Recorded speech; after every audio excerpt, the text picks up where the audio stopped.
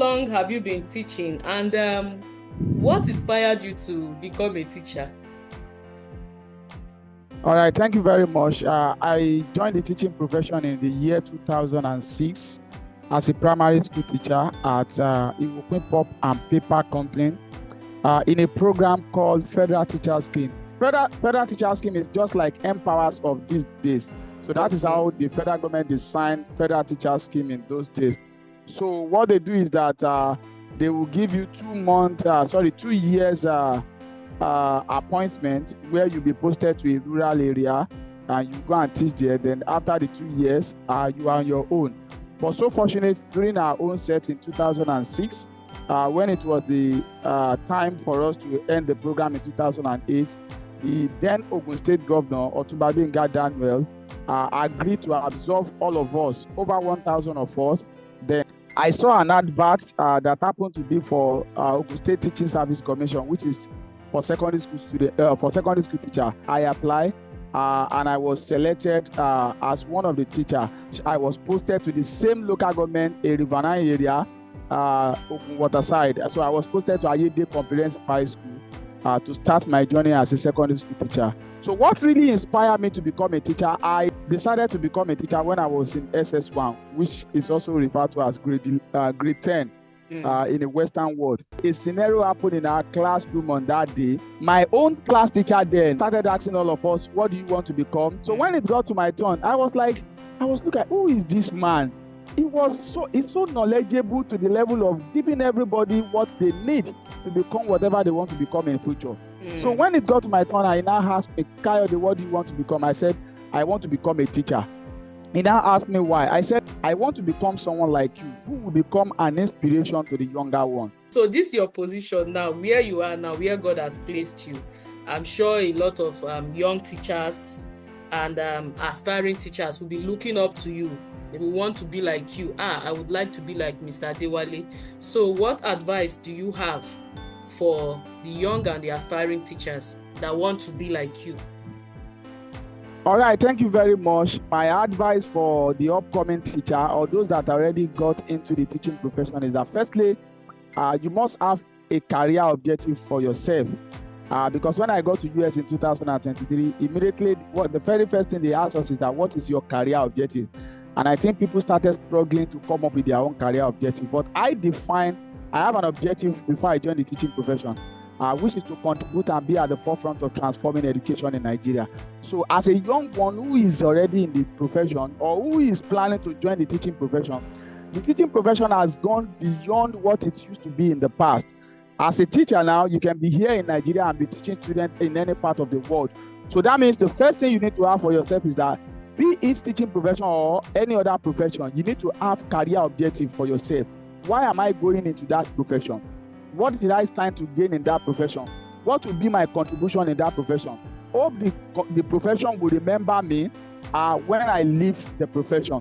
And so as a youth, have a career objective for yourself before you join the teaching profession, and also remain focused and be determined, and always make sure that your focus in life should not be money, because if you have to look at money, teaching profession cannot give you that. But if you are focused and you know what you are doing, you will definitely get a lot of reward that a dedicated teacher are getting now.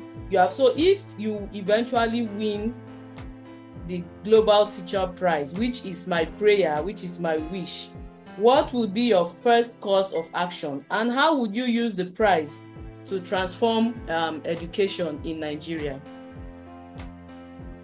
All right, thank you very much. That's a good question, ma. I really appreciate. I told you something earlier that I have a career objective for myself. And my objective as a teacher in Nigeria is to contribute and be at the forefront of transforming education in Nigeria. Of course, I can't do that alone. I need other colleagues to join me. And that was the reason why I've been organizing capacity program for teachers. As I'm talking to you now, I have trained in collaboration with some of my friends from US, from Dominican Republic, Brazil, Egypt, Colombia. I've trained over 30,000 teachers. And so the very first thing I still need to do is that there was a particular proposal I submitted to Kent State University, Ohio in US. That is my technology project, and I call that Transformation 1090 Transformation 1090 simply means there are 109 senatorial districts in Federal Republic of Nigeria, meaning 3 senatorial districts in each of the states. 3 multiplied by 36, that is 108, plus Federal Capital Territory, that is 109. So my agenda is to reach out to at least 10 teachers from each of the senatorial districts. So that will be 10 multiplied by 109. That will give us 1,090. So I want to focus more on that. And the proposal I submitted for the Global Teacher Prize, that if I win the prize, I'm going to use what I call local global 22-11-4. So local global 22-11-4 means the first two is 20% of the money. The next 2 is 20% of the money. The next one is 10% of the money. The next one is 1% of the money. And the last 4 is the 40% of the money. The first 2, which is 20%, will go to all those people that will qualify to top 10. Then the next 20% will go for creating awareness about Global Teacher Prize. So that is, I'm going to call all those that have emerged, that have got to final stage, which is top 50 in the whole of Africa, because I know in one way or the other, they have 1 or 2 projects they wish to do. So I'm going to share the 20% among those African teachers who have qualified to top 10 since the inception of the program.